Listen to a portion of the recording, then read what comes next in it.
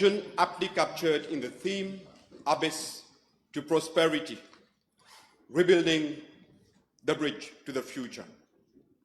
This budget, Mr. Deputy Speaker, sir, is not merely a fiscal exercise, but a courageous statement of economic reconstruction. It is a roadmap for a stronger, smarter, more resilient and inclusive Republic of Mauritius. Mr.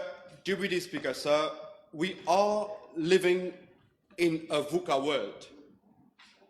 V for volatility, U for uncertainty, C for change, and A for ambiguity. Internationally, there are a lot of challenges, whether it is at the social front, financial front, or even with regards to the political climate. And if Mauritius is to do well as a society, as a community, as a nation, we have no other choice but to become a more resilient society. We have seen over the last 10 years that, an Honourable Drummond mentioned that yesterday, instead of teaching people how to fish, we have been giving them fish as a meal, thus rendering the population within the framework of a mindset that is more of assisting. So it's an assisted mindset, and the need for government help has sort of become a right. And that has to develop, that has to change. A serious fundamental change needs to be brought. And now coming to the issue with regards to the payment of the pension. Today, 26% of our budget, 26% of our budget is being occupied by the BRP.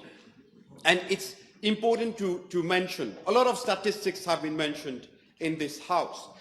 Already in 2023, 20% of the population was aged more than 60. And by 2057, 35% of the population would be in that age bracket. This means a lot of financial pressure on today's BRP model.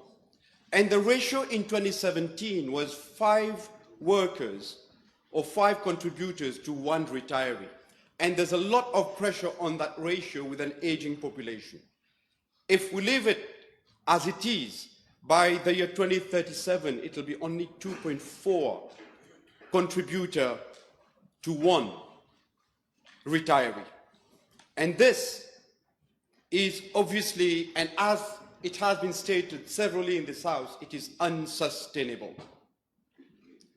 And we are all aware of the sword of Damocles. Moody's is watching us. It's good to realize what happens in case we do get relegated to the junk status. It has been mentioned, but I feel it is important to repeat that for the population. We would be suffering from high interest rates on our loans. And what could be paid in terms of pension could largely be consumed by loans, because a lot of Mauritian families are burdened by loans. There would be capital outflows because our investors would want to go explore other shores, and an inevitable depreciation or further depreciation of the Mauritian rupee, including additional pressure or bringing additional pressure on our ménages. Loss of confidence of investors in Mauritius as a land for investment, and obviously a higher rate of inflation with a reduction in our purchasing power. So if the system is maintained as it is, these actions or these implications would be almost inevitable. Actually, I should rather remove the word almost. And we salute the decision of this government, and we strongly stand by the decision of this government to reform the pension system. Mr. Deputy Speaker, sir, it thrusts into prominence that information and communication technology is not bolted on this budget, but it is inherent to each and every ministry and their strategic objectives.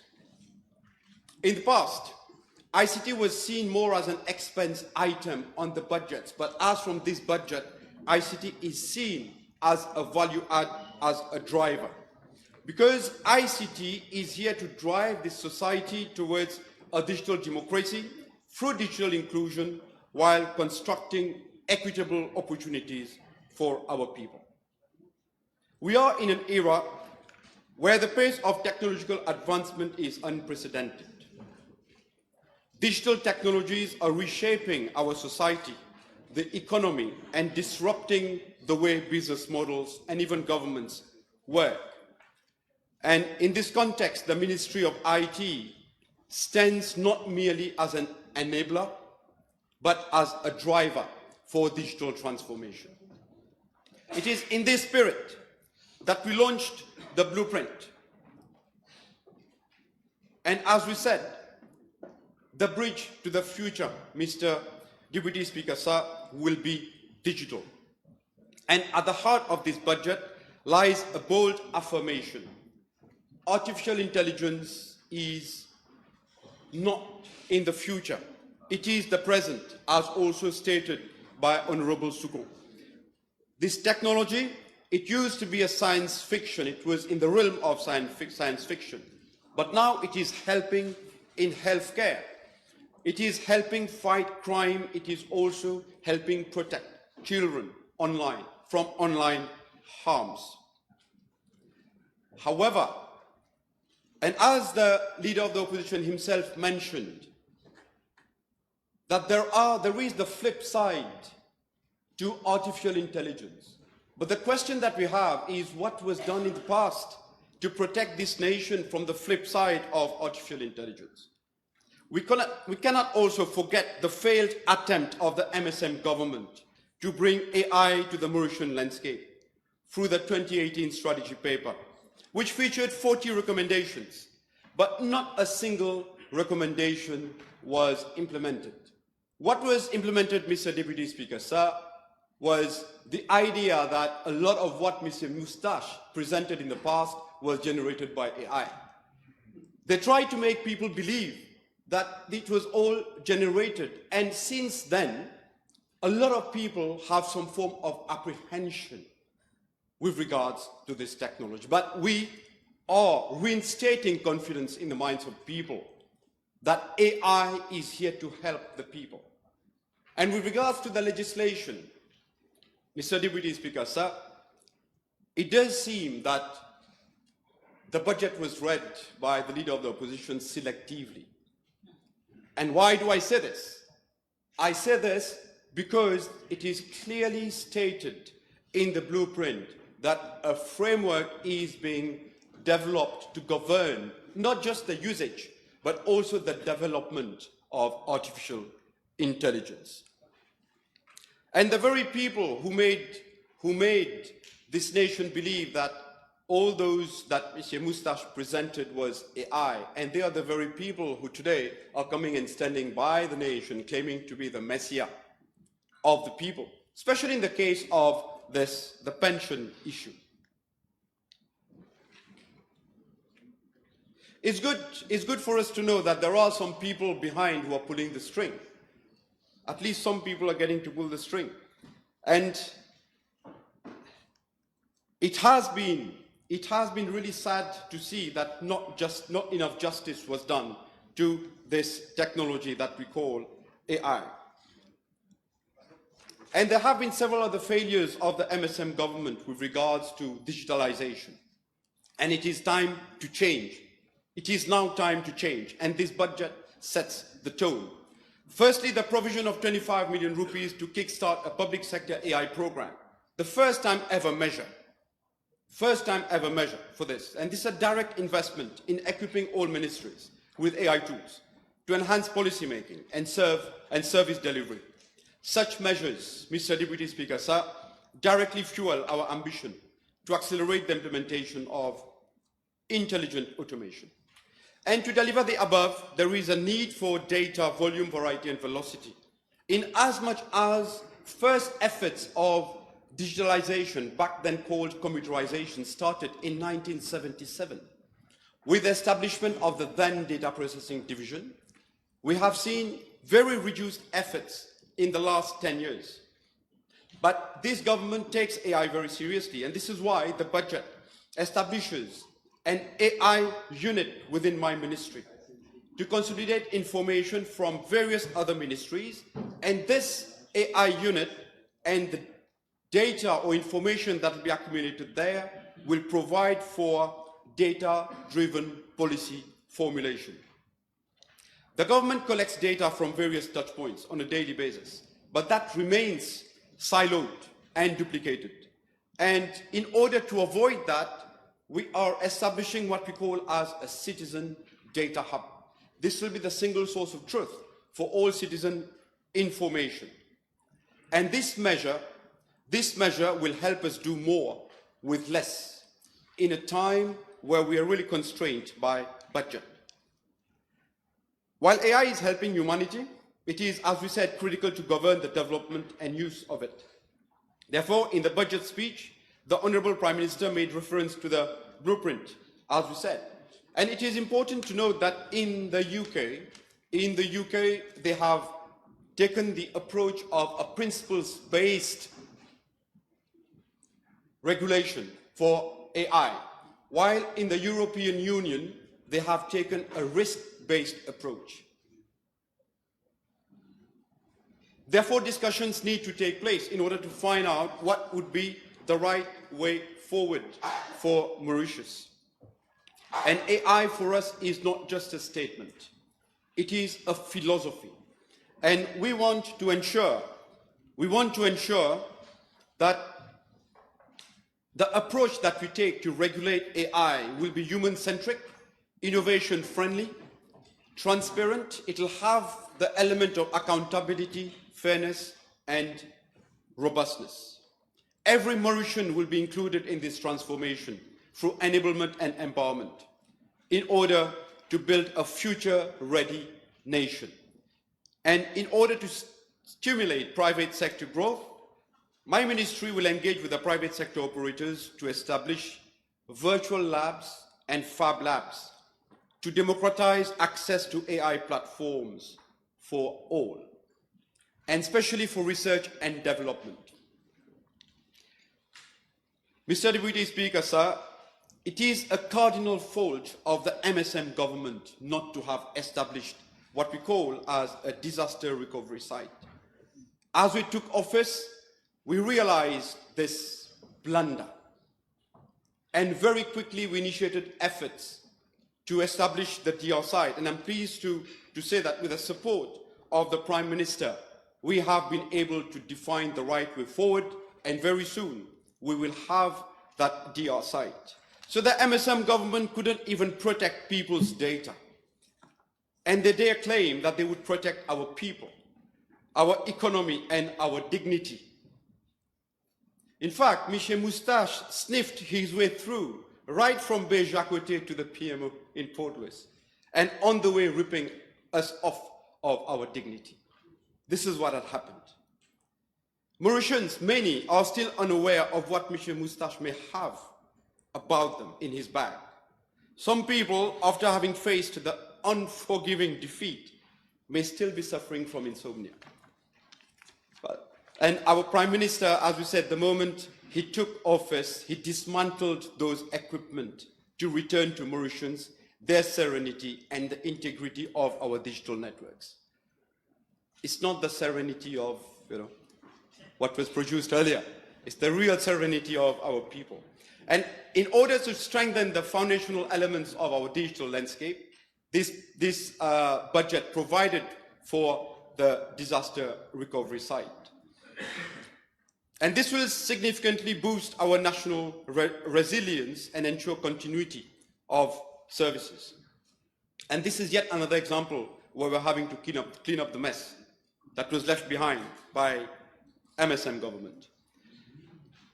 And our focus, Mr. Deputy Speaker, sir, is on citizen-centric services. which is being now reinforced. For example, for digital health. It's good that I mentioned to the House that the way the system was earlier designed, it wouldn't have added value to the patient's experience. It wouldn't at all. In fact, it would have created more frustration.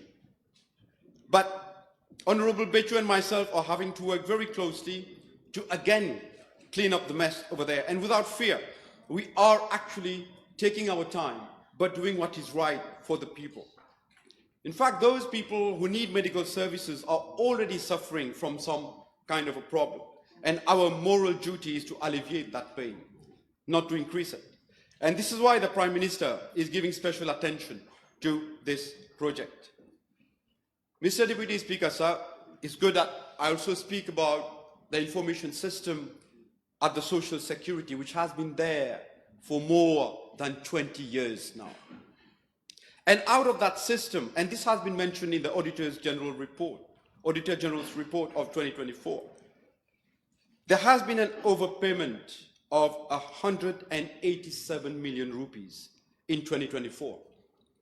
And in 2023, it was 134 million rupees. So which implied a 40% increase on overpayment of pensions. And that system, the information system which is being used, is still there. And it's thanks to that system that such a loss has been incurred, or such a waste, rather, I should say. So over the last 2 years, an amount of 321 million have been overpaid in pension. So, in other words, wasted. And you call this governing. 321 million rupees. I'm just trying to make it clear. And the previous government suffered from a serious lack of political will to address this unacceptable wastage of public funds. It seems it didn't really matter to them. Let me tell you, Mr. Deputy Speaker, sir, for this government, every rupee, every taxpayer rupee matters to us. And every life matters as well. And here I would like to commend my colleague, Honorable Subron, for his courage to fight against this system, which is currently allowing waste of public funds. And it goes without saying that many digital services, in fact, today, as our people go to consume government services at different counters, they still need to queue up. And today, they are not able to effect payment but in cash.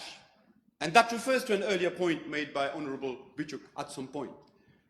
Therefore, we are working on technologies that will allow online payment also for government services. And one clear example is the launch of the MVL system, which we did in collaboration with Honorable Mohammed. This MVL system has been totally revamped. A lot of people complain that when they go to government counters, they provide the information to the person attending the counter. But they have to produce the same information over and over again. Bring your birth certificate, bring your national ID, bring your photocopy of specific documents. I think when we are talking about digitalization, this should be behind us now. Therefore, this blueprint has a very clear concept of tell us only once, which implies that when you have provided your information to the government, you don't need to provide it a second time again. So as you use the MVL system, you would see that all your vehicle details already appear. You just use a few clicks and you make it happen. But that wasn't done earlier. That wasn't done because the focus was just to sign the contract. The focus wasn't to make sure that justice is done to the public funds and it is ensured that the public is able to benefit from what the digital revolution has to offer. And coming to cybersecurity, Mr. Deputy Speaker, sir, as our digital footprint expands, there is a stronger need to protect our nation's data. This is why legal and regulatory reform is indispensable. My office is working very closely with the Office of the Attorney General to bring the legislations required or amendments to existing legislations. And over the past years, With respect to social media, a rising number of cybersecurity incidents have been registered. We've seen hate speech, we've seen dehumanizing language and calls for violence. Our social media, Mr. Deputy Speaker, sir, has today turned into a jungle. People are posting pictures they want. People are making comments that they want without even fearing anything. Only last year, there were more than 5,000 cases reported. I'm saying 5,000 cases reported. There may be many more that were left unreported. And we know that over the years, there has been only one conviction out of infringement of ICT Act. But every day, on a daily basis, we see language that is unacceptable, that is nearing illegality. There has been a very, very saddening laissez-aller on part of the MSM government. It was probably serving their purpose. It was probably serving their purpose. But now we are going to bring some method to that madness, and we will be working on legislation that will ensure that we are, while protecting the rights of expression of our people, that some languages are not used. The Enforcement of Cybersecurity and Cybercrime Act 2021 requires critical infrastructure entities to conduct regular IT security assessments, and this will be conducted. However, ensuring consistent compliance across various sectors may be challenging because of resource constraints. But we have a National Cybersecurity Committee that will be working on this issue, and changes to legislations will be recommended. We have also seen a lot of online harms that were committed. Everybody will remember the case that took place on Telegram, where a lot of nude pictures of minors were being shared. And that happened 2023, 2024. It was really saddening. Thanks to our colleague, Honorable Navar, actions were taken and there were arrests with the collaboration of the police. But here, CERT-MU is developing a national lexicon that will serve as a tool to identify language that is not acceptable. And there would also be the establishment of a cyber forensic lab for investigating incidents and to analyze digital evidence for Act 4 cases that have been lodged with the police. And the mandate at the Data Protection Office is clear. It is to uphold the fundamental right to privacy, to ensure compliance with data protection laws, and to empower individuals with control over their personal information. There also is a lack of sensitization among the population with regards to their own data rights. People aren't well aware of what their data rights are, and there would be specific actions in that direction. So, the Data Protection Act in Mauritius has not evolved over time, while the EU GDPR has evolved, so there is a gap. And there are a lot of private operators in Mauritius which are dealing with data of European citizens. Therefore, it becomes very important for us to work on what we call as the EU adequacy. This will encourage further investors to explore the land of Mauritius for their activities. Furthermore, the Data Protection Office is preparing a comprehensive guideline on artificial intelligence and data privacy to address AI governance and to address ethical considerations. Mr. Deputy Speaker, sir, we also have seen a lot of evolution in the telecommunications arena. And it has become very, very necessary now at this stage to review what we call as the licensing regime. And there has been a very strong need for reform. Just this morning, I was spending time with some operators in the telco sector, and they expressed some they expressed their wishes to see the development take place. And I'm very pleased to announce that the blueprint makes provision for quite a number of changes in that space. The need for a reform in licensing regime has long been felt, and the ICTA is actively working on this. And talking about ICTA, it is important to note also that there is one project that we completed, and that project is about opening the space for satellite connection with the internet for our country to benefit from that. And talking about satellite, maybe I should remind the House that there was this satellite called MEASAT-1, which was a nano-satellite project, for which 30 million rupees were spent, and out of which we got 15 images, which means that there were 2 million rupees that were spent per image. And finally, this satellite in éclaté. There is a pressing need, as we said, Mr. Deputy Speaker, sir, for a licensing regime to be reviewed. And we are looking at the ICT Act 2001 as well, and the Electronic Transactions Act, together with the legal framework for MOPAS. Now, as a small island developing state, Republic of Mauritius is highly vulnerable to adverse effects of climate change. And we also see flash floods and intensifying or more intense cyclones coming our way. So I'm pleased to announce that this budget also supports what we call as a cell broadcast system. This system actually sends targeted and dedicated messages for people who are in a specific region where that region could be at risk of a flood or cyclone. And this we are doing for saving lives of people. The ICTA intends to also move progressively towards a unified licensing framework, as we mentioned, and here engagements have started already for us to go that route. Now, there are two vital reforms that we need to bring at the back of the Freedom of Information Act. We need to modernize our open access policy. Therefore, we will be reviewing what we call as our open data portal.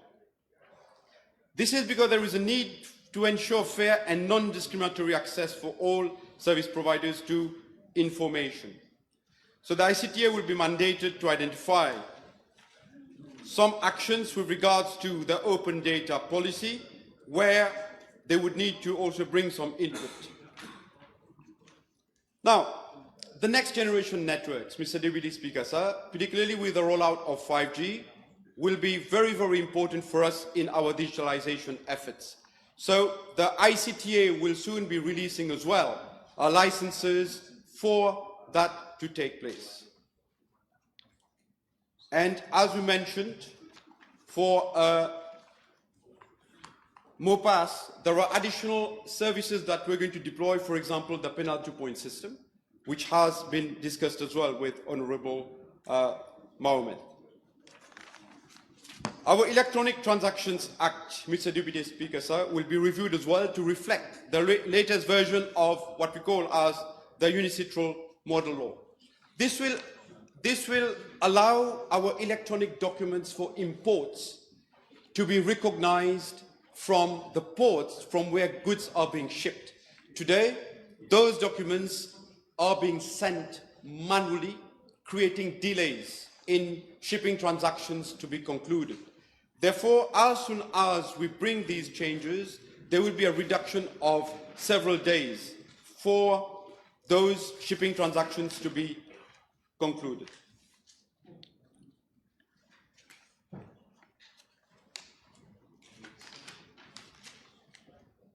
And, Mr. Deputy Speaker, sir, this budget, as we said, is not just a collection of isolated initiatives. It's a coherent and comprehensive strategy to reimagine Mauritius. Through our digital transformation blueprint and the policies backed in this budget, we are laying the foundation for a smart, sustainable, and inclusive nation.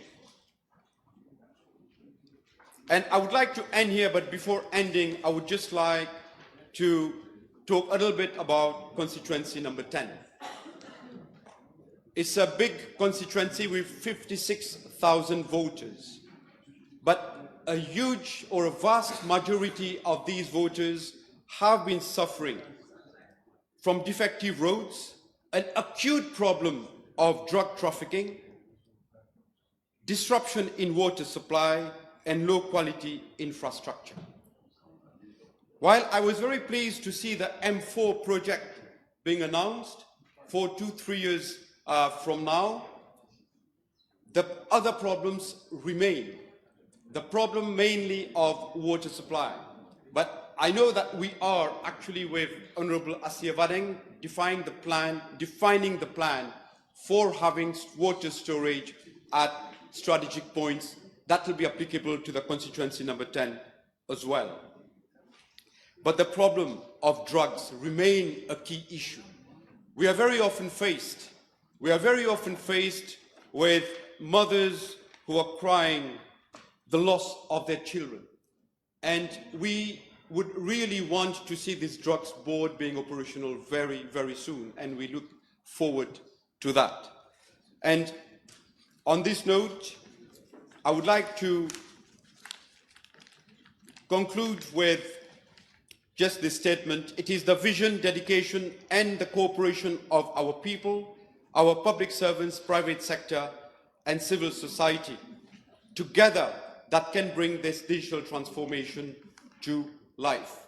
And together we can build a Mauritius where every citizen, regarding of their age, income, or location, can access opportunity, realize potential, and contribute to the collective prosperity of our nation. Let us rise to this moment and let us build the digital bridge to the future. Thank you, Mr. Deputy Speaker. Thank you. Honorable Rukni, the floor is yours for the next 20 minutes. Mr. Deputy Speaker, sir, it is with unwavering determination that I rise today to speak in support of the budget 2025-2026. A budget that is not only defined by numbers, but by values. A budget that carries the imprint of compassion, responsibility, and the courage to act where others have turned a blind eye. Permettez-moi de commencer en rendant hommage à la vision et au courage du Premier ministre. Il a eu l'audace de poser la question que beaucoup évitaient.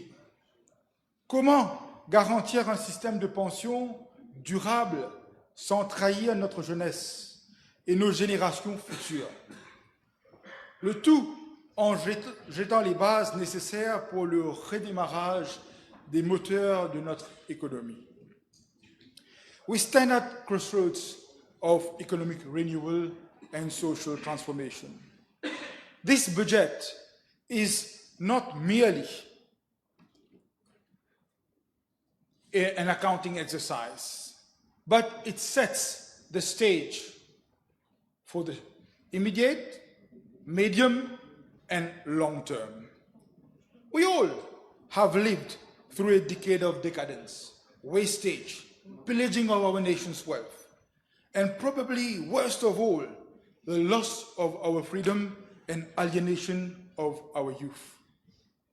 The very day we set our foot in office, we started addressing each one of these issues. Phone tappings were stopped immediately. The DPP was given the sole prosecutorial powers. Institutions were made independent again, and they now function as they always ought to have been. Even the embassy is functioning. The embassy doesn't take any instruction from any politicians now.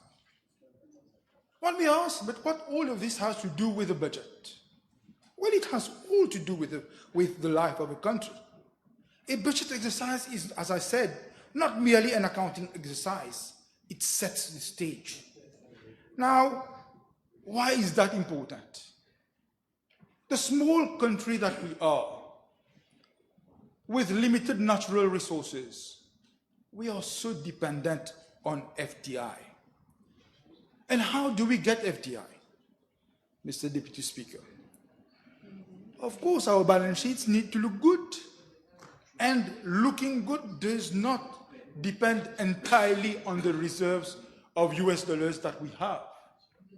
As the leader of opposition was saying, looking good means how much we have now, how much we will have in the foreseeable future after having taken into consideration all our liabilities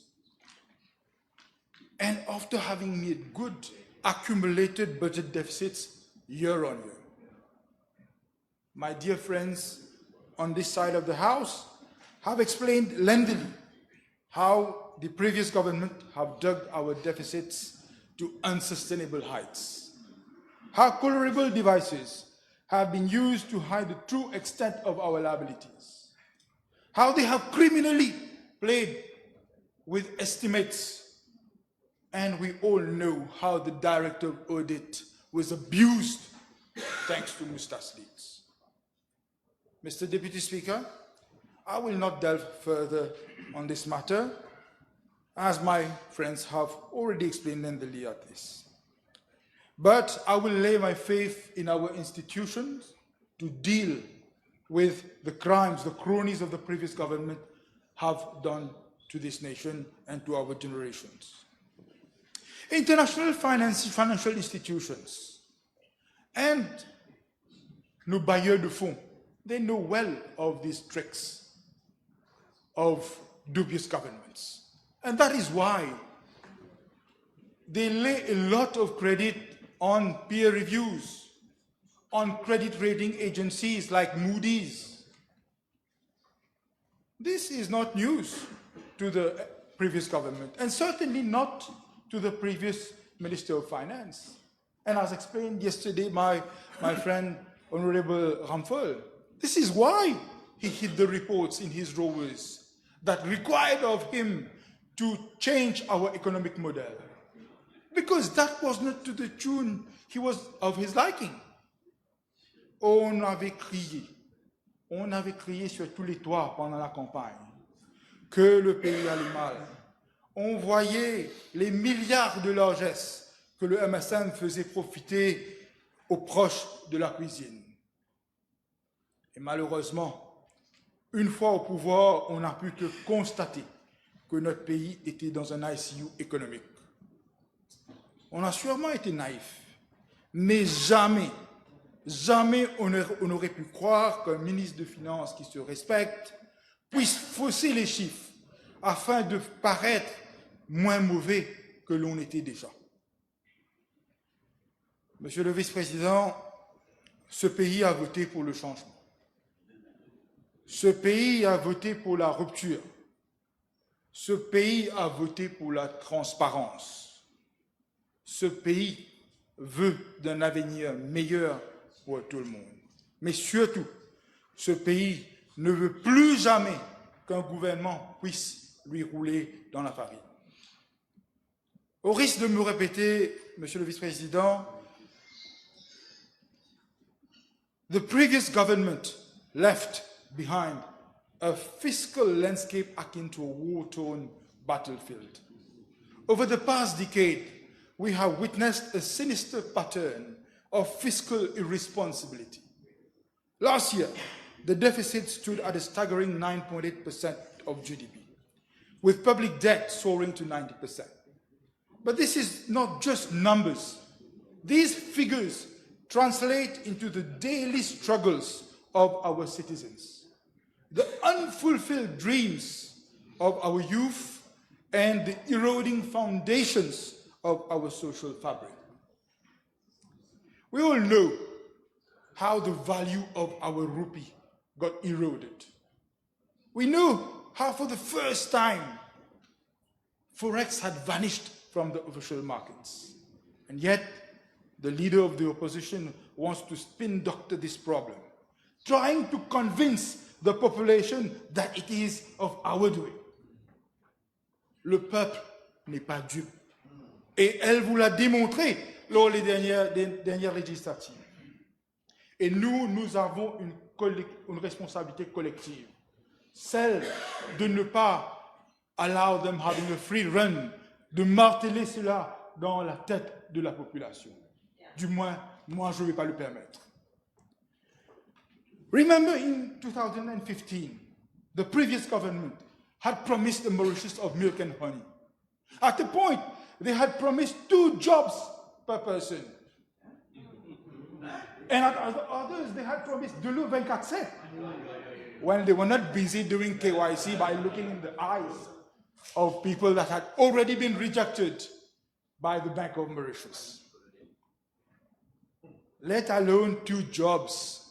They've put this country down on its knees. And our people started emigrating at an unprecedented rate.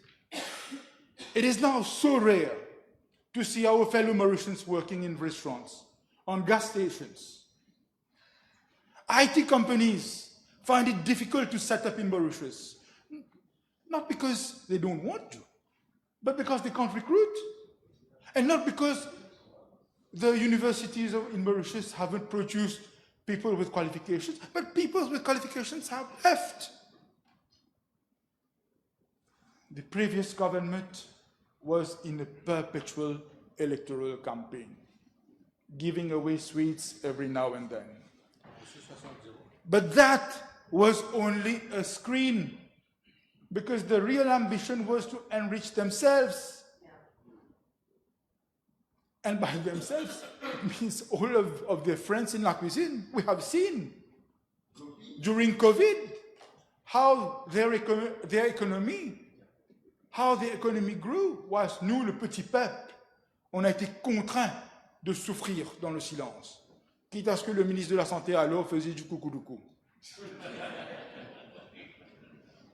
Monsieur le vice-président, ce n'est pas souvent qu'un pays se retrouve face à son destin. Mais quand c'est le cas, ce n'est pas d'un politicien qu'il lui faut. C'est d'un homme d'État, un statesman. Dans leurs moments difficiles, l'Angleterre a eu Churchill, la France a eu De Gaulle, mon pays a eu son docteur Navin Ramgoolam. Épaulé par nos partenaires formant l'Alliance du Changement, the statesman is not in an electoral campaign. Il redresse le pays.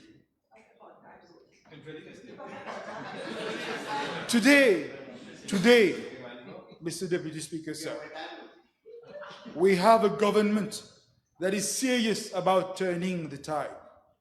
This budget is a testament to our Prime Minister's commitment to rebuild Mauritius. It is a budget that speaks the language of fiscal consolidation while singing the song of social justice.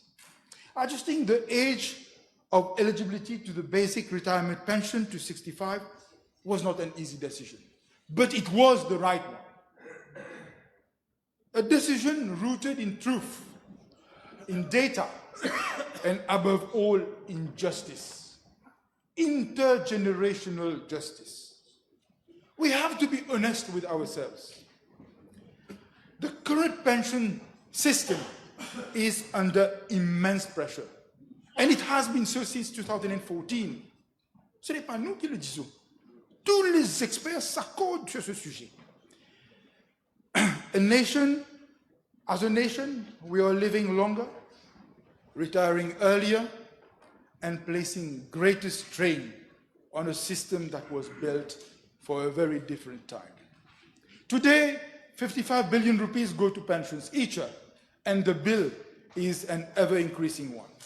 That's more that we can spend on educating our children, caring for our sick, or building homes for our families. Et pourtant, ce que nous faisons n'est pas un sacrifice, c'est une promesse tenue.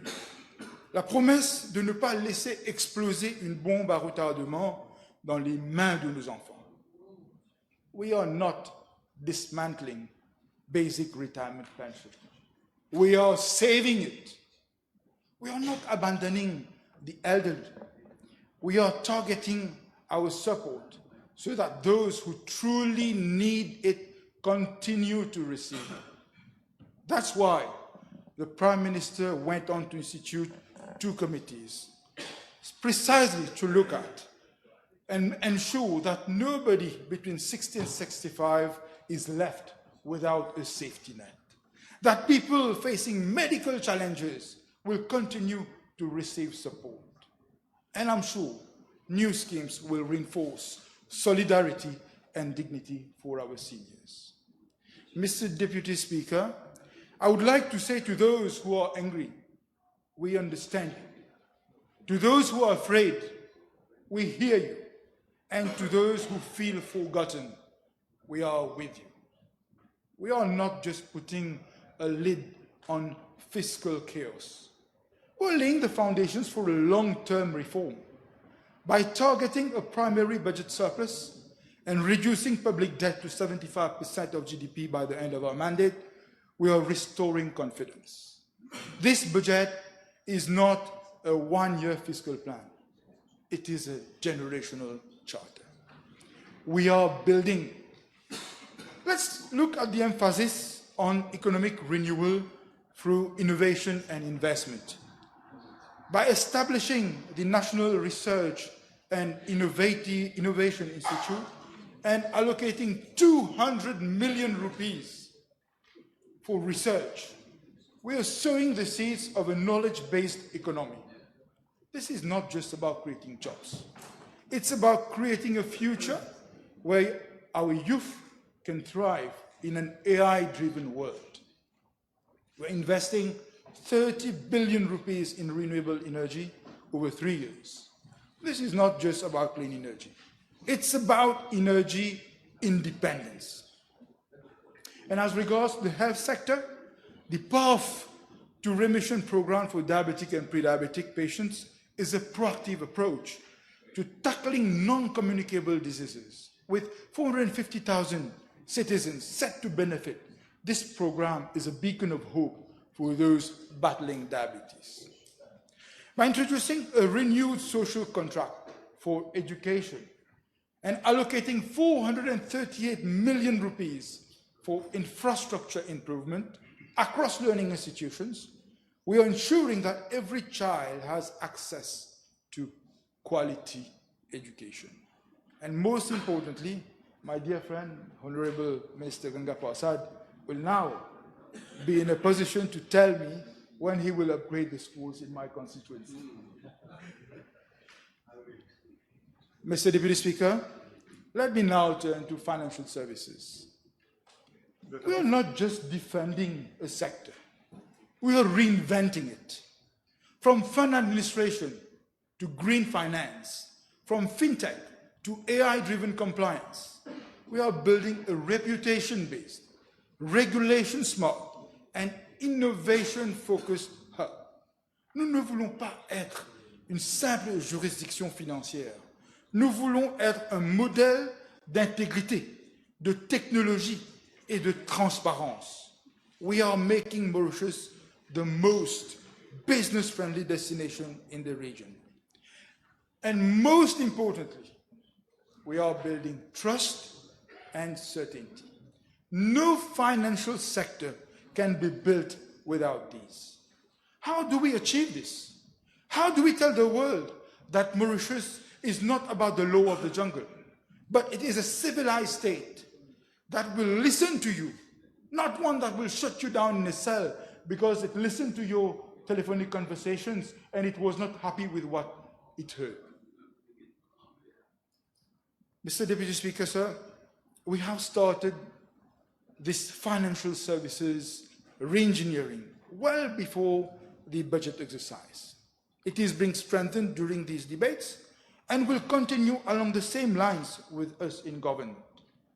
Ce que je veux dire, Monsieur le Vice-président, c'est que notre investissement dans nos services financiers ne s'arrête pas aux chiffres alloués au ministère des Services financiers, mais elle s'étend aux efforts que nous faisons pour étendre la démocratie, pour renforcer l'émancipation de la femme, pour valoriser nos jeunes, pour combattre la drogue, pour améliorer nos réseaux routiers.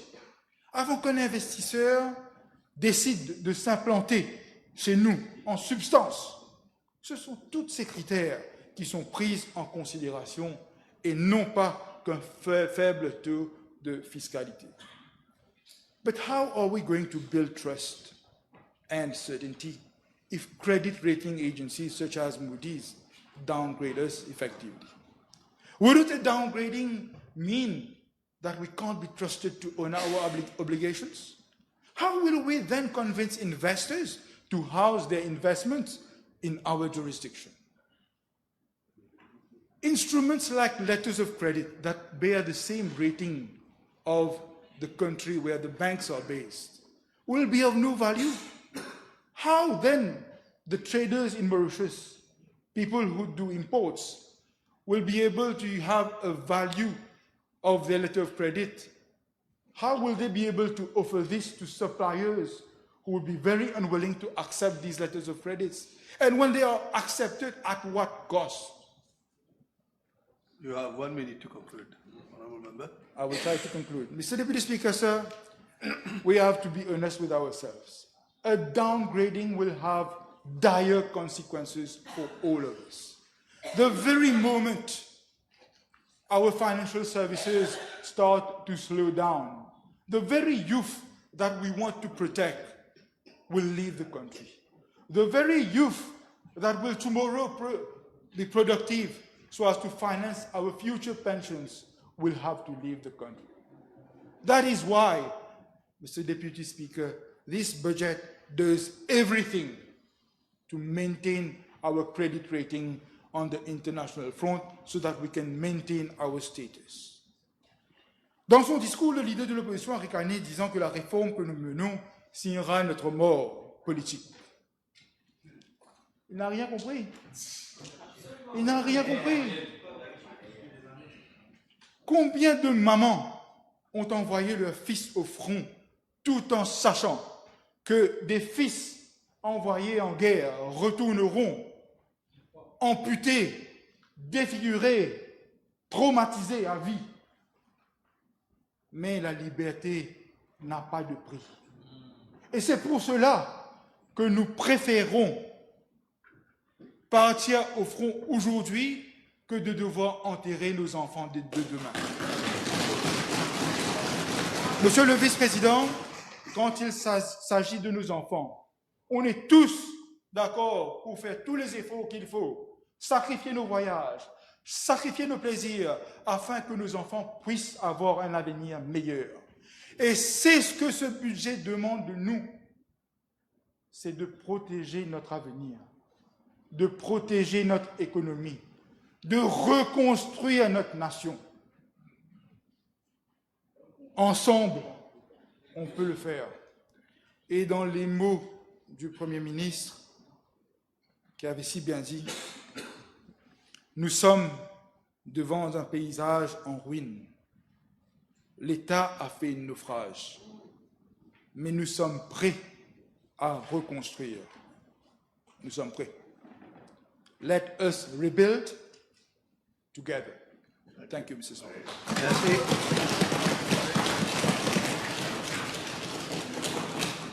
Honourable Shamtali.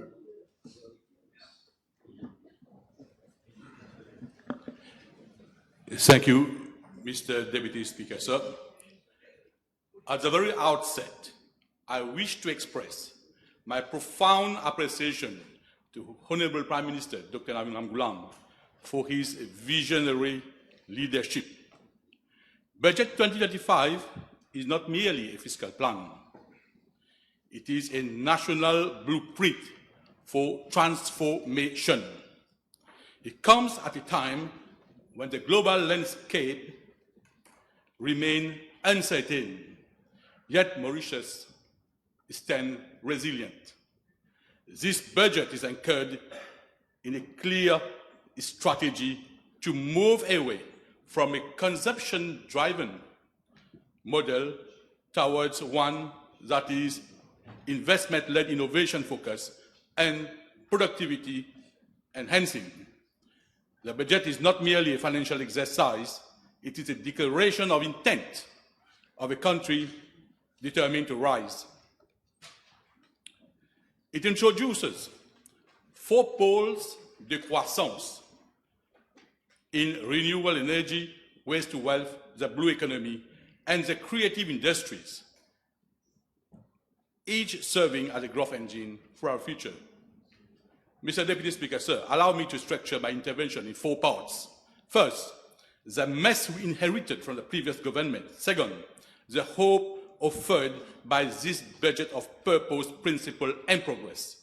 Thirdly, the real change being delivered to my constituency number 10.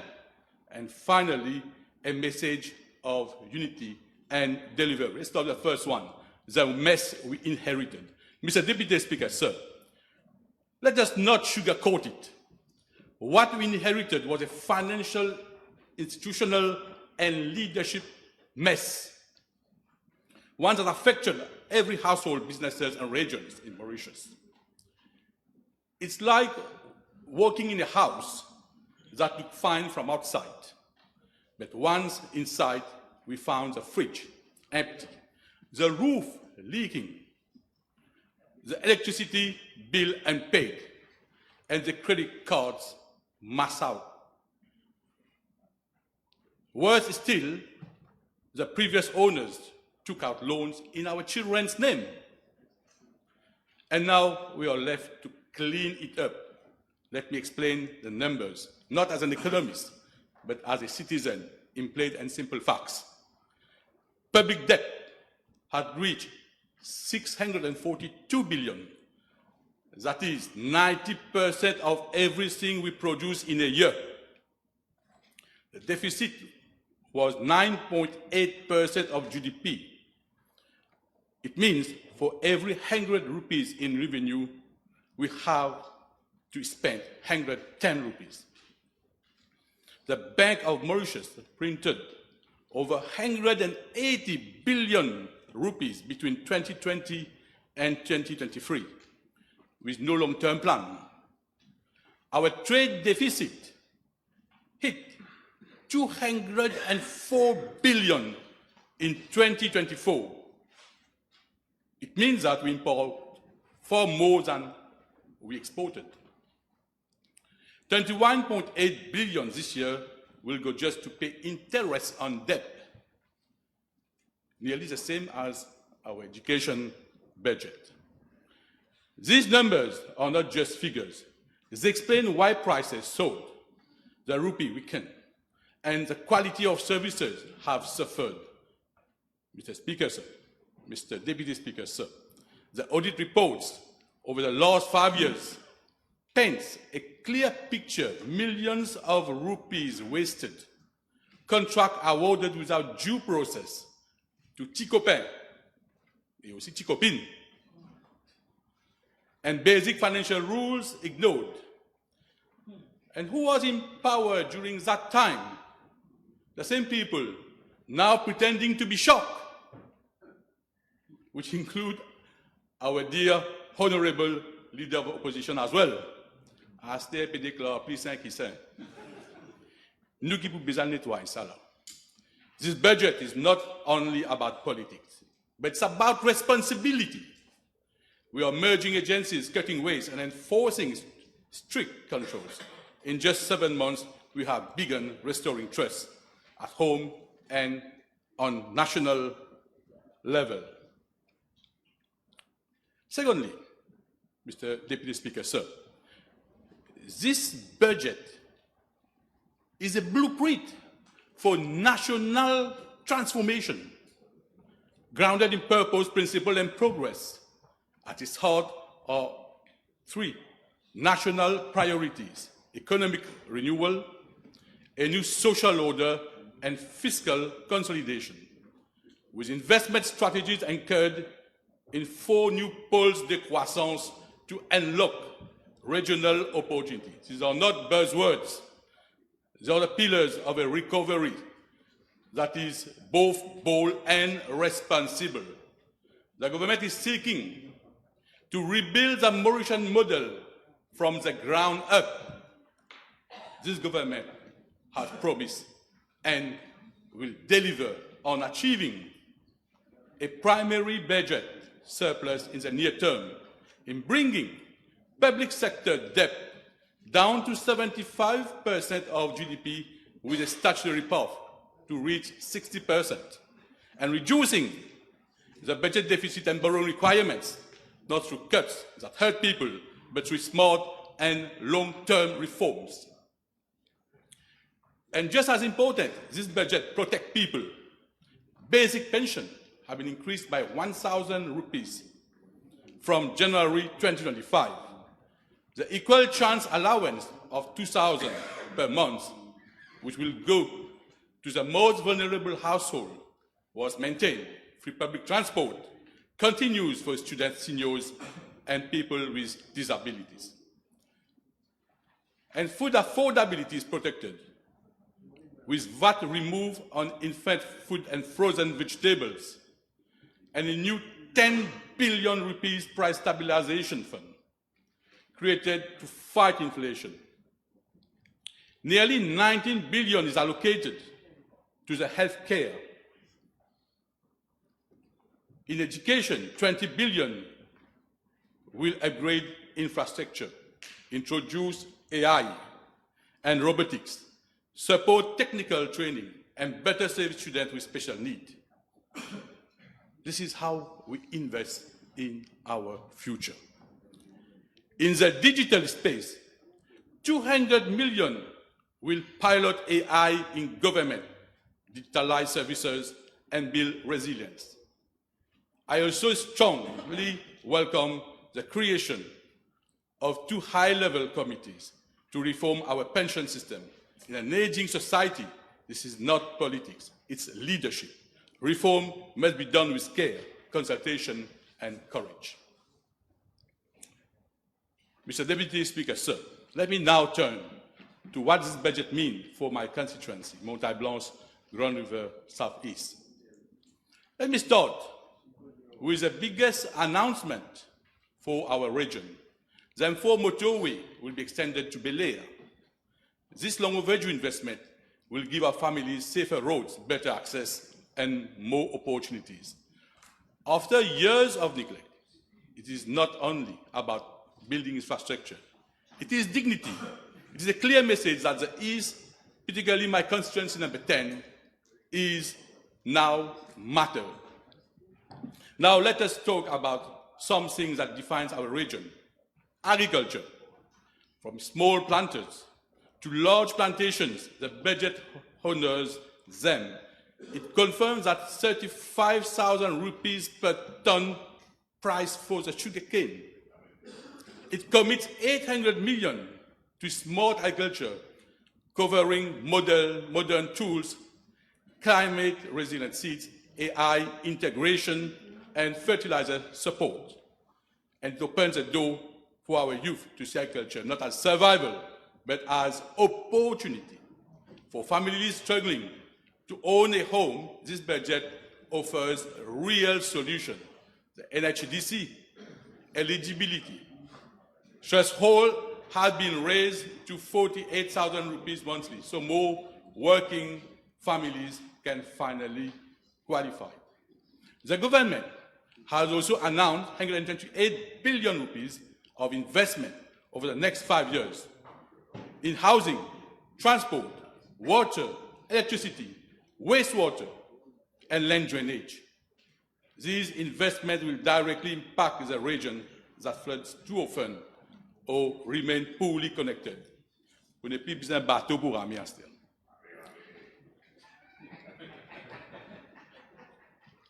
To conclude, Mr. Deputy Speaker, sir, this budget is not about wishful thinking. It is about hard choices made with heart, and it is made possible by one thing: leadership. Dr. Nabirangulam has once again reminded the nation what it means to lead with courage and compassion. He has taken Mauritius from crisis to clarity, from inflation and debt to stability and strategy. This budget delivers on the hope of every citizen. A fairer tax system, lower food costs, better schools, and jobs that lead dignity. If implemented with discipline and integrity, it will restore our financial credibility, attract serious investment, and rebuild public trust. Let us rise. Let us rise beyond party, beyond ego. Let us deliver for our people and our children. Mauritius deserves not less. Thank you. Thank you, Honorable Member. Honorable Lakman. Ram, sorry.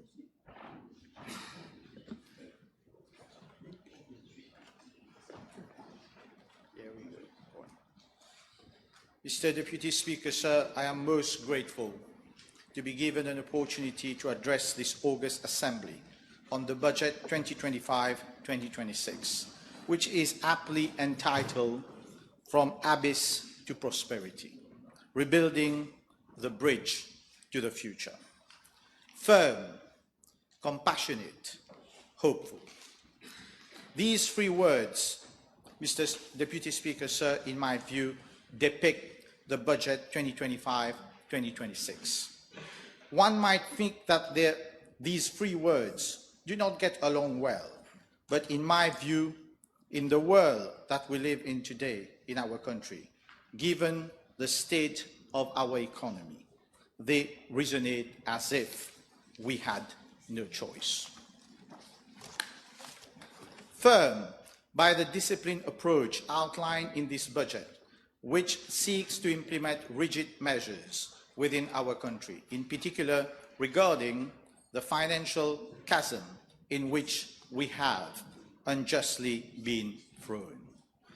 Compassionate because we care for the people who fiercely believe in us, à juste titre, and whom we must protect earnestly. Hopeful because a beautiful life is also made of expectations, dreams, and first and foremost, an optimistic mind. Mr. Deputy Speaker, sir, I concur in difficult times, we must remain disciplined, empathetic, and positive. The budget 2025-2026 presented by the Honorable Prime Minister, Minister of Finance, is not just a financial plan, but a turning point of our economy. The budget lays emphasis on economic renewal and the measures which will be devised to achieve this end. We have already, during these few days, heard some shocking figures regarding how the public funds had been previously used or misused, to say the least. I do not propose to add more. I would rather say this. Yes, there is an abyss, and we need to measure up to these challenging times and come up with a structured and thoughtful solution. I commend the line adopted in the budget 2025-2026, namely to shift the economic paradigm with structural reforms. As part of the strategy for economic renewal, we have measures implemented to protect the purchasing power of consumers, and this was one of the major concerns of the people. The Price Stabilization Fund of 10 billion rupees, which will be established, is to be favorably considered. We are not insensitive to the increase in products on an international level, which impacted on our country. However, with this measure, we will reduce the pressure exercised on consumers and producers. I welcome the decision to request the Competition Commission of Mauritius to conduct sector-wide pricing and profitability audits, especially regarding essential goods. This shows that the government is hereby acting responsibly, in that it aims to ensure that the rights of consumers are protected. A good decision is also to enact legislation to protect consumers from unscrupulous practices, which was an absolute necessity. By protecting the purchasing power, this government will ensure that the people would have better opportunities to have a good quality of life. A good quality of life also entails having access to water. With the measures brought about in this budget 2025-2026, the government will be investing in water infrastructure, such as replacement of water pipes, upgrading and rehabilitation of water treatment plants, and new service reservoirs. I myself witnessed loads of cases in my constituency, i.e. constituency number 12, Mayberg-Plenmagnon, whereby people were deprived of water in their homes in some instances due to the lack of proper water pipes. I saw the difficulties these people had to face and how this was affecting them in their day-to-day life. We can now reassure the population that this government has listened to their grievances. This government has adhered to restore some long overdue measures, such as the replacement of water pipes and new service reservoir to provide a better quality of life. Access to resources such as water is essential for the development of individuals. Mr. Deputy Speaker, sir, may I also comment on the decision to allocate 800 million rupees to support farmers, planters and breeders through various schemes and assistance programs. This is a very good decision which will not only allow them to develop their business, but it will also allow the population to have better access to local food products. It is also part of the budget to ensure that sugarcane planters earn a fair income, which in itself is a laudable decision. There was a necessity to restore the confidence of the people in the government and to convey to them that this present government will be attentive to their expectations. This can further be shown by the aim of this budget 2025-2026 to empower more women to start their own business by providing assistance to women entrepreneurs. We ensure a healthy society, creating opportunities for personal development of women whilst strengthening our economy. The budget 2025-2026 comes up with innovative actions to review the education system and strengthen the workforce. Education has always been at the core of this present government's aim. That is to ensure our education standards remains high and the workforce remains a vibrant, multi-skilled labor force. With the STEM education program, integrating science, technology, engineering and mathematics, youngsters will be encouraged to consider more alternatives, thereby creating a dynamic labor force offering more possibilities. However, good education also requires having the proper infrastructures, and I fully commend this initiative that a comprehensive audit of all public primary and secondary school infrastructures be carried out. Mr. Deputy Speaker, sir, our waste to wealth strategy is turning trash into opportunity. A refund on plastic bottles, industrial composting and support for green industries. This is the future economy, circular and regenerative. And let us not forget the 164 million rupees investment in protecting our coasts, reefs and marine ecosystems. For a small island state like ours, this is not just an environmental policy, it is survival. These are not token gestures, these are structural shifts. We are building climate resilience, creating green jobs, and laying the foundations for sustainable prosperity. It is our duty to not only have a budget for the current year, but a vision for our next generations. This budget places sustainability at the heart of our national agenda, and I fully agree. Protect our future generations also entails to combat drug abuse, and the message is clear. We will be zero tolerance. It is a very good initiative than to have drug prevention programs set up in schools as proposed in the budget 2025-2026 by sensitizing our children to the havoc which drug abuse creates. We can more confidently believe that children will think twice before considering going along this destructive route. We must protect our children. We must uphold our values. We must instill a measure of responsibility in each and everyone, and this starts by inculcating healthy and solid values within our children. For it must not to be forgotten that happy families are those who feel safe in their country. And with the advent of an increasing number of drug addicts in our country, we had to act. The 3.5 million provided for the implementation of a structured drug rehabilitation and reintegration center at Petit Verger prison is a very sound decision in the fight against drug abuse. Happiness within the population will also be ensured by the measures provided to encourage sports, physical and recreational activities. It was also long awaited, and we are moving in a positive direction, than to provide for court infrastructure, improvements allowing judges, magistrates, law officers and legal professionals to work more efficiently, thereby creating amongst members of the public respect and assurance that the proper means are provided so that justice is dispensed.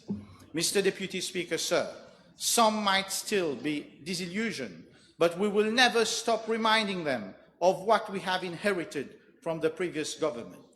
As aptly remarked in the budget speech 2025-2026 of the Honourable Prime Minister, Minister of Finance, and to those who are still disillusioned after going through the budget 2025-2026, may we instill in them confidence that this government aims to act responsibly, and to act responsibly demands making difficult decisions. One of such difficult decisions pertains to the age eligibility for the basic retirement pension, being increased to 65 years. It has already been canvassed in the budget 2025-2026 of the Dr. Honourable, the Prime Minister, Minister of Finance, that it is a very difficult decision, and although it is, the decision remains. Let us be honest, this is presently a matter of concern within the population. The people questioning this decision and wonder how it was reached. But in a democratic society, the people are perfectly entitled to ponder over government's decisions. But to those people, may we refer them to the justifications provided, and may we reassure them that there has been a reflection behind. It was not made for us, but it was the choice to make for the future generations. This government promised to rebuild the country and to act fairly.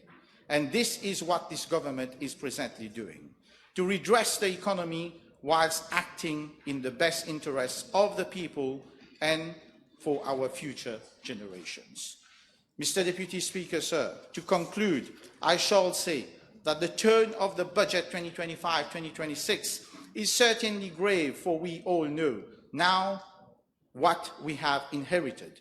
However, it is also punctuated by bold measures to ease the life of our people and to reassure them that there will be a bright future. Mr. Deputy Speaker, sir, that when we go through dark times, we tend to be disappointed, but when it does not last for long, for those who believe there will always be hope. This is why most of the honourable members of this August Assembly have decided to end on a positive note. I shall follow suit. To rebuild, we must be fair. To support, we must show empathy. And to illuminate, we must rise above the chaos. Thank you. Thank you. Shall we break for tea now? Yes. I suspend the sitting for half an hour.